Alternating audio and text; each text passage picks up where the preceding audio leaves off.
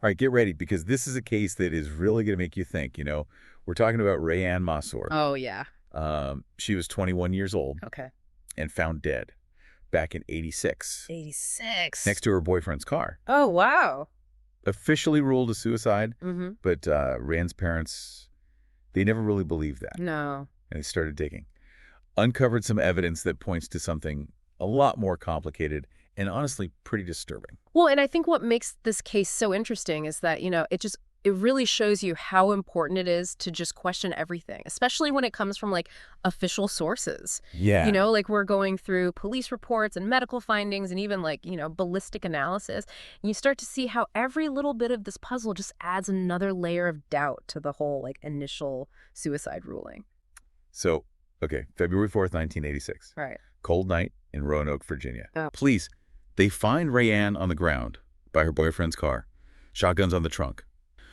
Boyfriend says they had an argument. Rayanne runs out of the car. Witnesses say she was talking about suicide. Like, tragically simple, right? Yeah. I mean, on the surface, maybe, but when you start digging a little deeper, the scene itself raises a lot of questions. Uh-huh. Like the car door's wide open, music's playing, keys are in the ignition. It all seems like, things happen really fast there. And then there's the shotgun. It's on the trunk of the car. You think if she shot herself, it would have been like by the body, right? Yeah, you would think. And then to make it even more confusing, the police, they never even did an autopsy. Rayanne's parents had to fight to even get her body exhumed Oh, wow. for months. It took months. Yeah. That delayed autopsy, I mean, that's 6 months after she died. It makes you wonder, like, what were they trying to avoid? Yeah, adds to the suspicion for sure. And when they finally got the autopsy, it was ruled a suicide. But By who? Dr. David Oxley, the medical examiner, because there was a contact wound Okay. and powder burns on her wrist. But even with that ruling, there were still some things that didn't really add up. Well, and it's important to understand, like, what a contact wound even means. Like, it means that the gun was right up against her skin when it was fired. And then the powder burns, those are just, the little bits of gunpowder left behind on her skin. So it does mean that she was close to the gun, but it doesn't necessarily mean that she was the one who pulled the trigger. Okay, so even with all of that, it's not like, completely clear it was a suicide. Yeah, not at all. And her parents knew this. They were very detail-oriented. They really, went over everything. And something about that suicide ruling just didn't sit right with them. Well, one of the things they focused on was the size of the shotgun.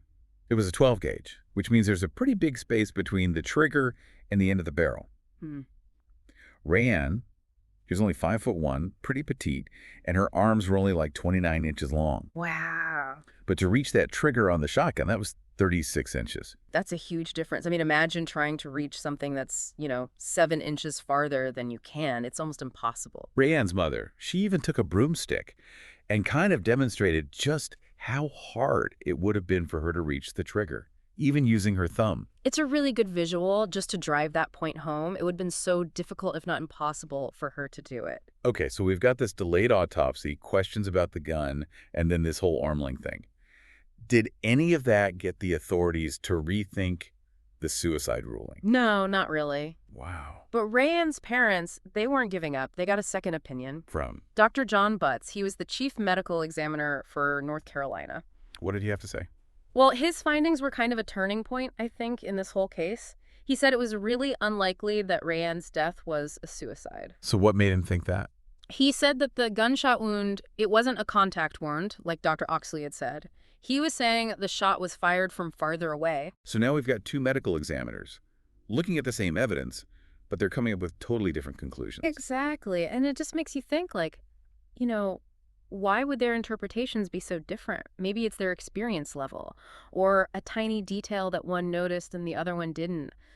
Or maybe even like a subconscious bias towards the initial suicide ruling. That's a really good point. It just shows how complicated this stuff is, like forensic analysis, and how like even a tiny difference in interpretation can lead to a totally different result. Right. And remember, at this point, officially, it was still a suicide. So what happened after Dr. Butts, came out and said all this? Did anything change? The manner of death was changed to pending, Okay. saying that they needed to do more investigating. But even with that change, the police still didn't really seem interested in looking into anything else. That's so frustrating, knowing all those things just didn't add up and no one's doing anything. So what did Rayanne's parents do? What could they even do? They knew that the police weren't going to find the truth, so they went and got their own expert, Dr. Vincent DeMaio. He's a leading forensic expert. Okay. Yeah, I've heard of him. He's like, if anyone's going to find something that the other ones missed, it's going to be him. So what did he think?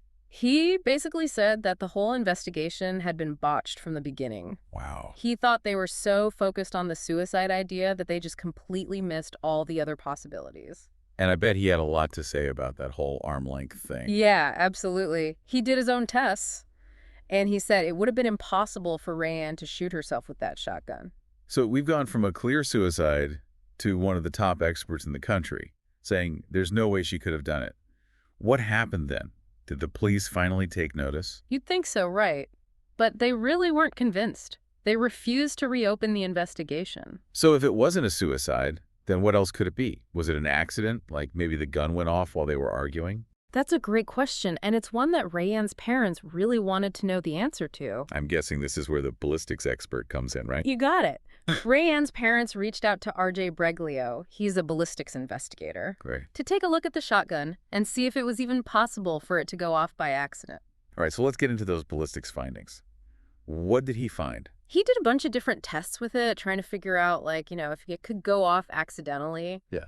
Dropping it, hitting it against the car, like maybe during a struggle or something. So could it? Could it go off accidentally? He couldn't get it to. Huh. No matter what he did, the gun wouldn't fire. It had to be done on purpose. That pretty much eliminates the possibility of an accidental discharge, right? Yeah, it does. And he also mentioned that, if it had gone off accidentally, it wouldn't have landed so perfectly on the trunk of the car. The force of the shot would have made it go somewhere else entirely. So now we have this young woman, she's dead, and there's all this evidence that says it wasn't a suicide, but the authorities won't even look into other possibilities. It's crazy.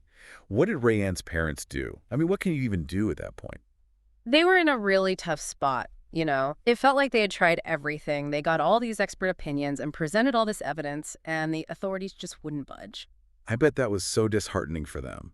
So did they ever get the police to at least admit that something else could have happened, like maybe foul play was involved? Well, 3 years after Rayanne died, the state medical examiner finally changed the manner of death to undetermined. Undetermined. What does that even mean? Well, basically, it means they couldn't say for sure that it was a suicide, but they also wouldn't say it was a homicide. It just leaves everything up in the air. It's almost like they're saying, we don't know and we don't care enough to find out. Unfortunately, yeah, it kind of feels that way. And even though they changed the official manner of death, they still didn't do any more investigating. No new leads.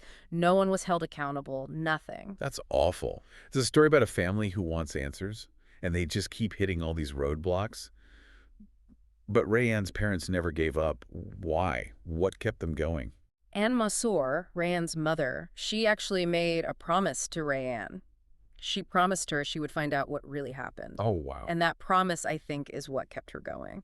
She dedicated her life to figuring out what happened to her daughter. She never stopped following leads, and she kept fighting for justice. That's incredible. It's more than just a family tragedy. It really makes you think about the way suspicious deaths are investigated. I agree.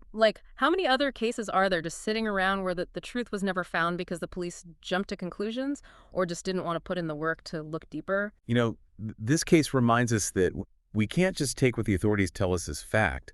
We have to ask questions, demand answers, and push for thorough investigations, especially when things don't add up. Yeah, that's what this is all about, right? We can't just blindly trust everything we hear, especially from official sources. Right. We have to be skeptical and look at the evidence ourselves. It's so sad that it often falls to the families to keep these cases going, to keep asking questions and keep searching for the truth. It is. It shows that there's a real problem with the system. We should be able to trust the authorities to do their job properly and look into these deaths, thoroughly and fairly, no matter what they initially thought happened or what's easiest to say happened. Rayanne's case just goes to show you that finding the truth can be really hard.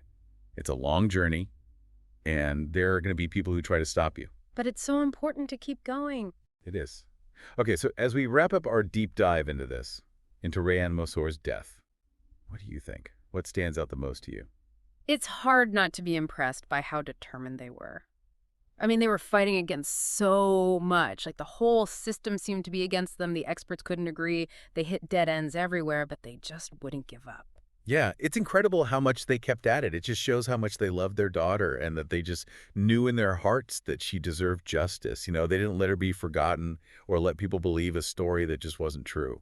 And they did make a difference, right? Even if it wasn't what they were really hoping for. They got the official ruling changed from suicide to undetermined. That has to count for something, right? Oh, for sure. It means that officially there are questions about what happened to Rayanne. It opens up the possibility that something else happened, something besides suicide. But that just leads to more questions, right? And what did happen? Was she murdered? Did someone try to cover up an accident? Or was it something completely different? Yeah, those are the questions that you just can't stop thinking about. And it's possible that we'll never really know for sure. But even if we don't get answers, it doesn't mean those questions aren't important. All those inconsistencies and the evidence that doesn't fit, it all matters. It does, and it shows us that we can't just accept what we're told. We Yeah. have to think for ourselves and ask tough questions and not let the authorities just do whatever they want. Absolutely. Rayanne's case, it's tragic, but it teaches us some important things. It reminds us that we need to be aware of what's going on and ask questions and fight for people who can't fight for themselves. It reminds us that truth matters, and finding it can take time, and you need to have courage and be willing to challenge the way things are. And Rayanne's family, they show us how important it is to keep these cases in the public eye.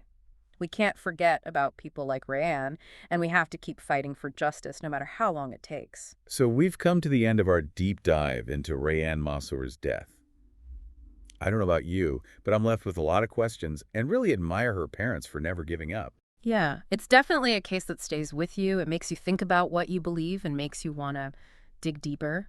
And maybe that's the biggest lesson here. We might never know exactly what happened to Rayanne Massor, but her story and everything her parents did, it shows us that the search for truth and justice is always worth it, even when it feels impossible.